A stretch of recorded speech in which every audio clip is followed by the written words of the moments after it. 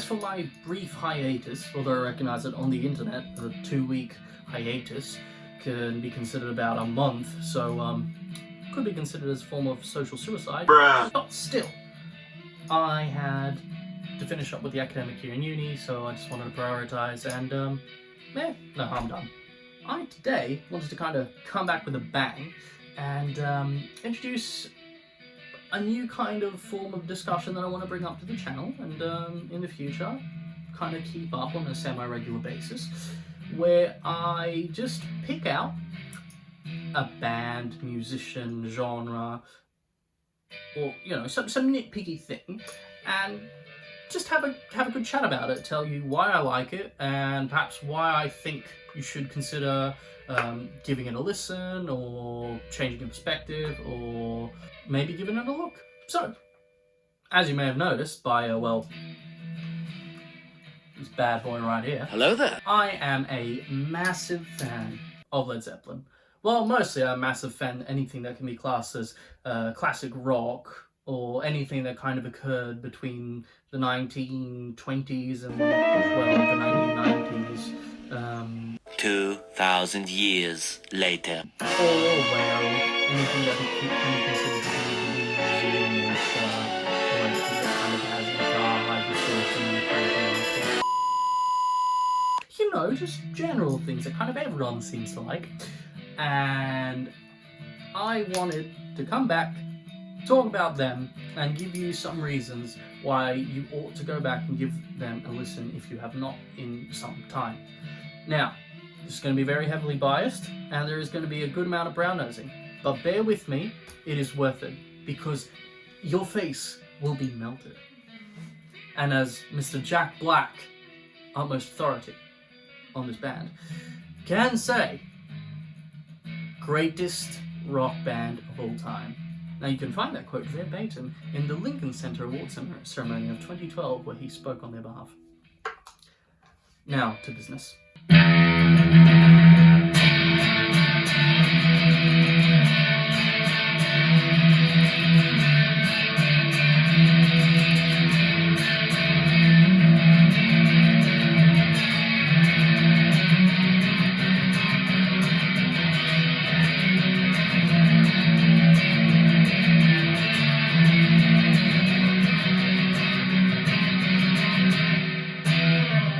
Oh, that just feels good to listen to, good to play, and ta-da!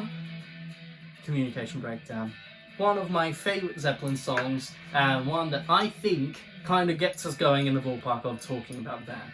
Now, what can I say about the group that has not already been said? Face melting, sick, reinventors of traditional blues and folk, fathers of modern day heavy metal, masters of tone, loud, cranked amps, massive drums, catchy bass lines, sick and simple riffs, and beautiful vocals, all brought together in one ensemble. So, let's list off some reasons why I think Zeppelin is cool. Now, I don't really need to say too much about the frontman. Robert Plant is sick. He is an astonishing singer, can sing the blues like anyone else on the planet, and he has the vocal versatility to give the band a lot of range, which they did have. Then you got Mr. John Paul Jones, absolutely astonishing musician, bass player, organist. It just kind of brings it all, doesn't it? I mean, you need a John Paul Jones in any band. He is the underrated glue that just kept everyone together, with his ability to write catchy bass lines, keep time perfectly on any track, and be a polyinstrumentalist, which can just bring a good amount of versatility to any band. Then you have Bonzo, again, the best rock and roll drummer of all time. Best rock and roll drummer of all time. No questions asked. The tone, the volume, the precision, and it was just marvellous. And if anything, it stands to reason as even more why without him the band would not be able to continue, just because they wouldn't sound the same. And finally, Mr. Page. Now, again, you may notice that I like Mr. Page a lot. I like his guitar playing. I like his tone. He's possibly my favourite guitarist of all time. Now, I know there's some criticism to perhaps his a bit of technical ability and from a purely musical standpoint, but I think I'm just going to bring up three perspectives here to paint Jimmy Page in the line in which I listen to his music, and maybe you can start seeing that in the future, and you can maybe start to value a little bit more what he does, if you already don't. Which, you know, I mean, come on, why would? Especially in the early years, some of the criticisms that he got was, again, a bit sloppy playing, and it was just kind of accentuated by the fact that a lot of his early solos are very pentatonic in nature. So some people just would find it a little bit derivative and not all too musically complex. But allow me to shine a light on the fact that it is all purposeful. Reason one. There are some recordings and some occasions in which I do believe there is a live show in LA in which Mr. Page plays guitar by himself, leading an orchestra behind him in a beautiful rendition of, I believe, Beethoven? One of Beethoven's symphonies?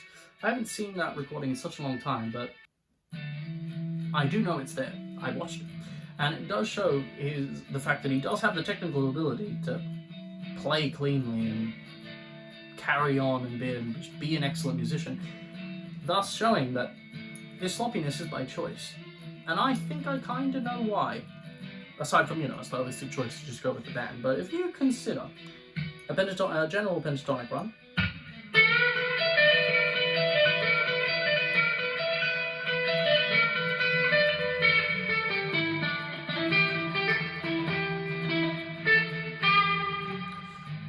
I ain't playing cleanly, as such. And then you add some slop, some grit to it.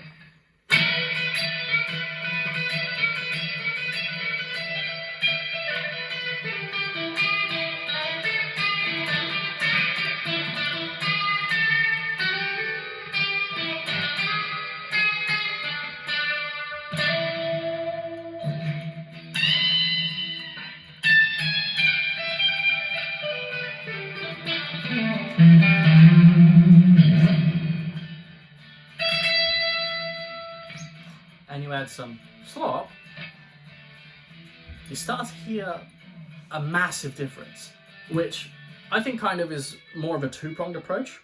It comes firstly with the fact that it's a stylistic decision, but when you play like that and you know that you can just kind of smear yourself on the fretboard and you can have a certain level of nonchalance, from a player's perspective, it allows you to just be that much more confident, which, again, is one of the major qualities about Jimmy Page. The mere fact that he managed to achieve such success in the band can be attributed to the fact that he just exuded confidence. He would smear himself all over the fretboard, he would be able to bring interesting chromatic licks like the Heartbreaker solo where he does the...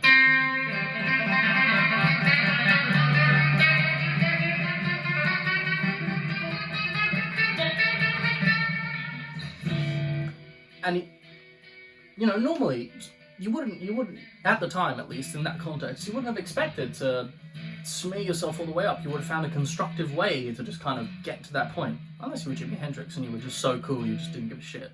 So he kind of adds himself to that group of musicians in the 60s and 70s, which ushered us into a new era of looking at the guitar, and his confidence and his ability to just say, fuck it, I will smear myself all over the fretboard, and I will get to my note as I want to, is one of the driving factors in his playing.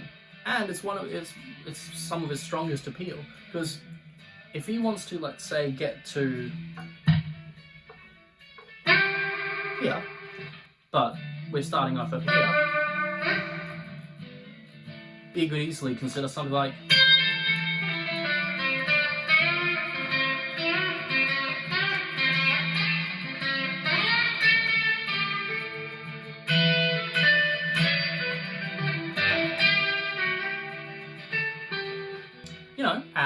adding different techniques to be able to just get himself all the way up to the fretboard very nonchalantly, getting to the note he wants to, and just kind of going absolutely bonkers on it. Now that I've kind of debunked the whole assumption that, if you kind of pick Page out of Led Zeppelin and put him into a different band that maybe he would not be able to perform to the same skill. Jimmy has a great skill, which in time has been seen in multiple artists, such as Eric Clapton, Jeff Beck, Hendrix as well. Well, you know, they're kind of in that classic ensemble. To be able to, in the early reinterpretation of blues into blues rock, mix major and minor, kind of reminiscent of that old Chuck Berry vibe, into his solos, to be able to offer a wider range of expression and to just make the piece a little bit more interesting. Again, especially since in the early days, a lot of his work is very pentatonic based. So as an example of mixing major and minor, one of my favourite solos of all time, as general guideline, is the Black Dog solo.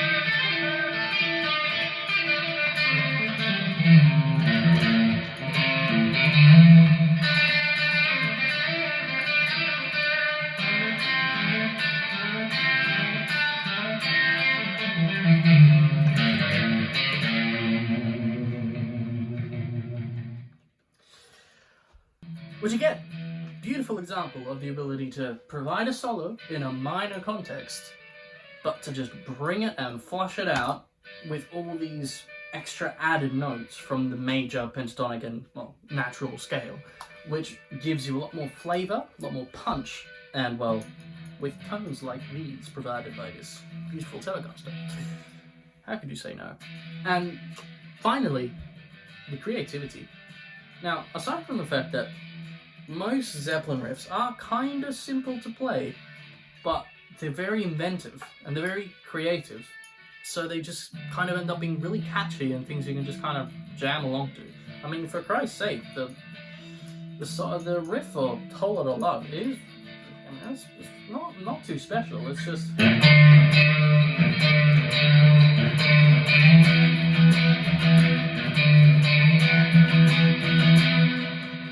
But if you start kind of breaking it down, you see how he adds a few elements here and there to make it that much more interesting. So, in the interview with Page that I saw, he was discussing how he played Whole Lotta Love, and it's not simply just.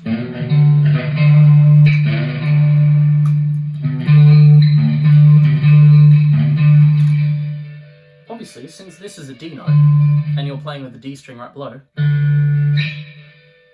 he figured, I'll play both. And that gives you the ability to make it a little bit more dirty and give the second hit of the riff to